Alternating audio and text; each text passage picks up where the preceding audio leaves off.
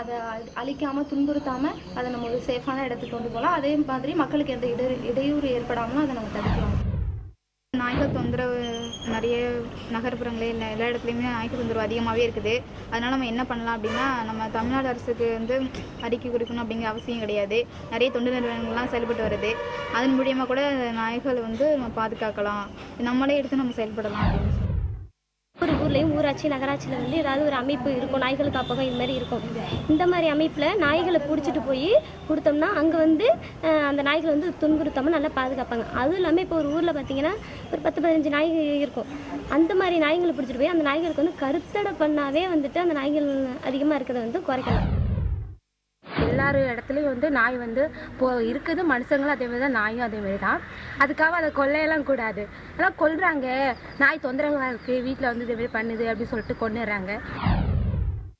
இப்போ நம்ம தெருநாய்கள் நமக்கு தொந்தரவாக இருக்குது அப்படின்னா நம்மளை மாதிரி தான் அந்த நாய் உயிரினங்களும் இருக்குது, விலங்கினங்களும் இருக்குது. அதனால் நம்ம அதை கொல்லக்கூடாது.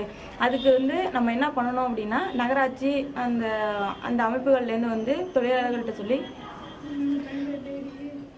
அந்த இதில் காப்பகத்தில் கொண்டு போய் சேர்க்கணும். நம்ம அதை அடிக்கவோ துன்புறுத்தவோ கூடாது.